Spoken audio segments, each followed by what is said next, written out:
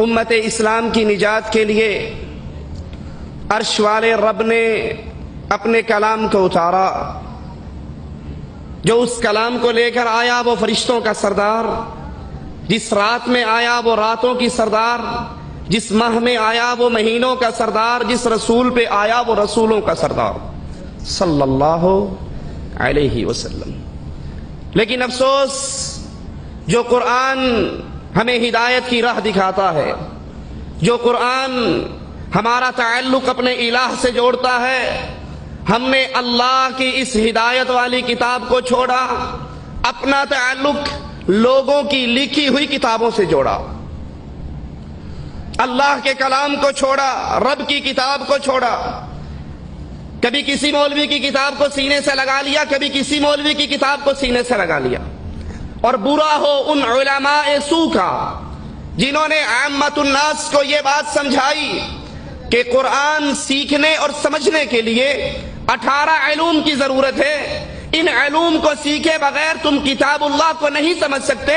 اب جو حضرت نے لکھ کر دے دیا ہے اس کو سینے سے لگا لو. جب اس امت نے کتاب اللہ کو چھوڑ کر کہیں بہشتی زیور کو تھاما، کہیں فضائل اعمال کو تھاما، کہیں ملفوظات احمد رضا کو تھاما، تو پھر نتیجہ کیا نکلا؟ یہ امت بربادی کی طرف بڑھتی ہی گئی اور اس امت پر ذلت اللہ نے واجب کر کے رکھ دی. کہیں کسی کونے میں ذلیل، کہیں کسی کونے میں ذلیل. اور ذلت کی وجہ کیا ہے؟ الذین آمنوا ولم يلبسوا ایمانهم بظلم اولئک لهم الامن وهم مہتدون. چاہتے ہو ہدایت مل جائے، چاہتے ہو امن مل جائے، اس کتاب اللہ کو سینے سے لگاؤ، اللہ کی توحید کو سمجھو، اللہ کی توحید کے اندر کسی اور کو شریک نہ کرو. شرک سے تم بچ جاؤ، ہدایت بھی عطا ہو جائے گی اور آخرت میں نجات بھی مل جائے گی. لیکن جب ہم نے اس کتاب اللہ کو چھوڑا تو پھر ہمارے اوپر ہلاکتوں کے دروازے کھلے. فضائل اعمال نے اس امت کو کیا دیا؟ سب سے بڑی تباہی اس امت پر فضائل اعمال کے ذریعے اللہ کی خالص سچی اور سچی توحید، وہ توحید جس کو پھیلانے کے لیے کبھی تو آقا کا ماتھا پھٹا، وہ توحید جس کو پھیلانے کے لیے کبھی آقا کے دانت ٹوٹے، وہ توحید جس کو پھیلانے کے لیے کبھی آقا کے گلے میں کپڑے ڈال کر بل دیے گئے، وہ توحید جس کو پھیلانے کے لیے کبھی طائف کے میدان میں محمد رسول اللہ صلی اللہ علیہ وسلم کے سر اقدس سے خون نکلا، جوتیوں میں آیا، زمین پہ گرے، آنکھیں کھولی، فرشتوں نے کہا آقا اجازت دے دو ان پہاڑوں کو اٹھائیں اور اہل طائف پہ گرا دیں. کہا نہیں، ان اہل طائف پہ پہاڑوں کو نہ گراؤ، انہوں نے مجھے مارا ہے، مجھے اللہ سے امید ہے ان کی پشتوں سے نکلنے والے ضرور لا الہ الا اللہ کا اقرار کرتے رہیں گے.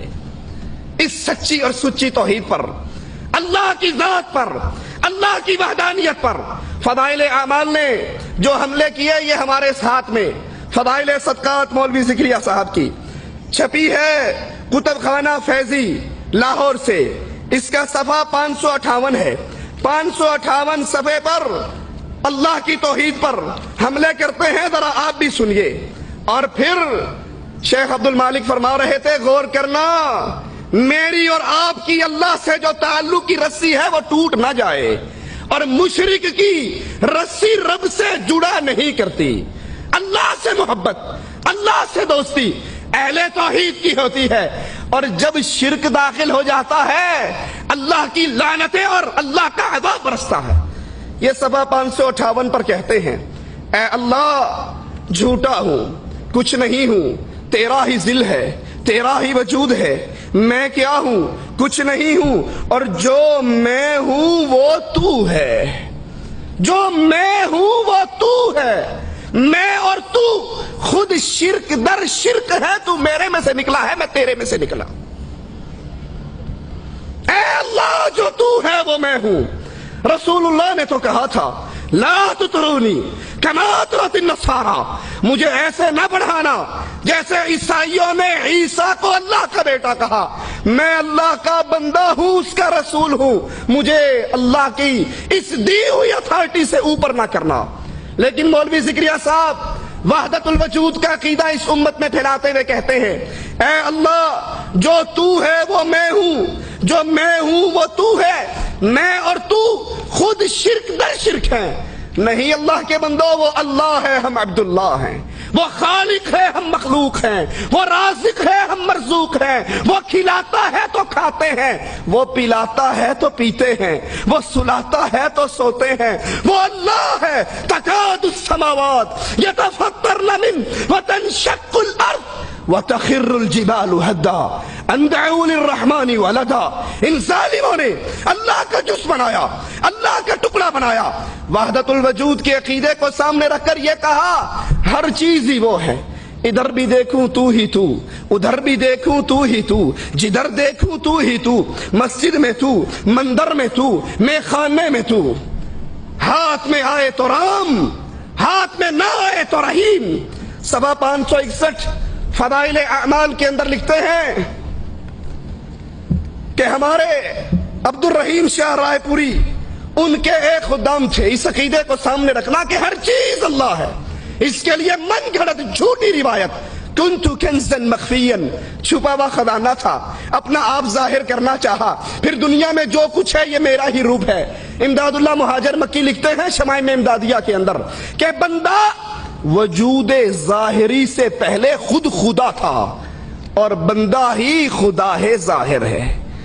اشرف علی تھانوی لکھتے ہیں امداد المشتاق میں ہمارے ایک صوفی کے پاس ایک بندہ ایک پلیٹ میں حلوہ لے آیا، ایک پلیٹ میں گندگی لے آیا، کہا مولوی صاحب جب ہر چیز ہی وہی ہے تو دونوں کھا کر دکھاؤ۔ تھانوی صاحب نے فرمایا ہمارے مولوی صوفی صاحب نے بشکل خنزیر گندگی کھا لی، بشکل ملا حلوہ کھا لیا، کہا وہ بھی وہی ہے، وہ بھی وہی ہے، ادھر بھی تو ہے ادھر بھی تو ہے۔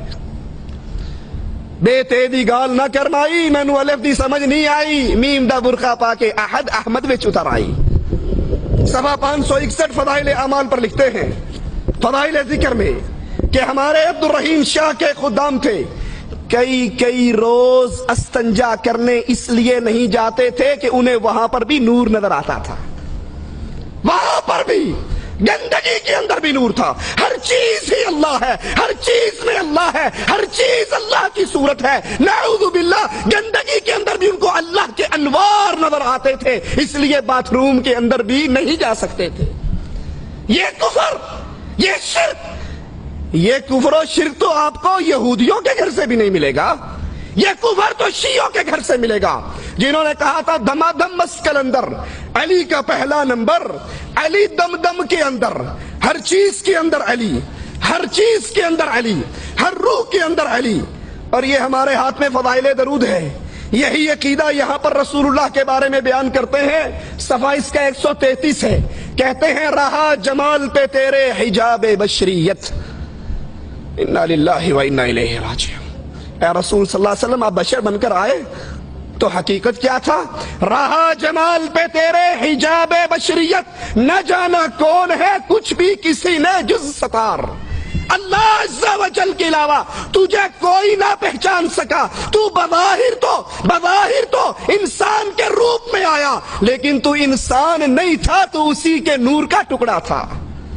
ایک مولوی صاحب لکھتے ہیں تذکرہ غوثیہ کے اندر کہ اللہ کے رسول صلی اللہ علیہ وسلم نے جبرائیل سے پوچھا وہی کہاں سے لاتے ہو؟ کہا سدرۃ المنتہا پہ کھڑا ہو جاتا ہوں، وہی آ جاتی ہے، لے کر آپ کے پاس آ جاتا ہوں۔ کہا کبھی دیکھا ہے وہی دینے والا کون ہے؟ کہا کبھی ہمت پئی نہیں۔ کہا ہن جا کے کریں دیکھی کون تے بیٹھا ہے۔ یہ جبرائیل گئے عرش پہ پہنچے، پردہ اٹھایا تو خود محمد رسول اللہ بیٹھ کر وہی کر رہے تھے۔ رہا جمال پہ مولوی زکریا صاحب فضائل درود صفحہ 133 کتب خانہ فیضی، رہا جمال پہ حجاب بشریت، اے نبی آپ بشریت کے پردے میں آئے لیکن بشر نہیں تھے۔ یہ صفحہ 223 ہے فضائل حج کا، کہتے ہیں پیر جنید بغدادی بیت اللہ کا طواف کر رہے تھے، ایک لڑکی نوجوان وہ بھی ساتھ طواف کر رہی تھی، طواف کرتے کرتے کہنے لگی جنید اللہ کا طواف کرتے ہو یا بیت اللہ کا طواف کرتے ہو؟ کہنے لگے نہیں میں تو بیت اللہ کا طواف کرتا ہوں۔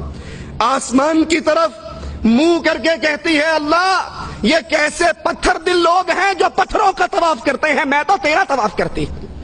یہ بیت اللہ بھی اللہ ہے، یہ گندگی میں بھی اللہ کا نور ہے، محمد بھی اللہ ہے، اور مولوی زکریا کہتا ہے جو تو ہے وہ میں ہوں، جو میں ہوں وہ تو ہے۔ یہ عقیدہ وحدت الوجود کا عقیدہ کفر کا عقیدہ ہے، شرک کا عقیدہ ہے۔ اس عقیدے نے، اس فضائل اعمال نے اس امت اسلام سے توحید کو چھینا۔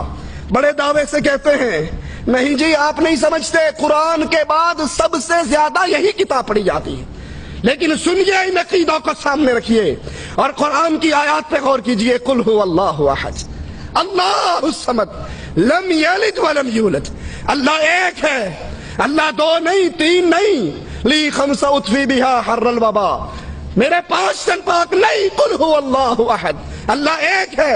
پھر رسول اس کے نور سے نہیں آئے، مولوی زکریا اس میں سے نہیں نکلا، کوئی اس میں حلول نہیں کرتا، کوئی اس میں فنا نہیں ہوتا، وہ کسی میں فنا نہیں ہوتا، بلکہ وہ اپنے عرش پر مستوی ہے، ذات میں اکیلا ہے، عبادت میں اکیلا ہے۔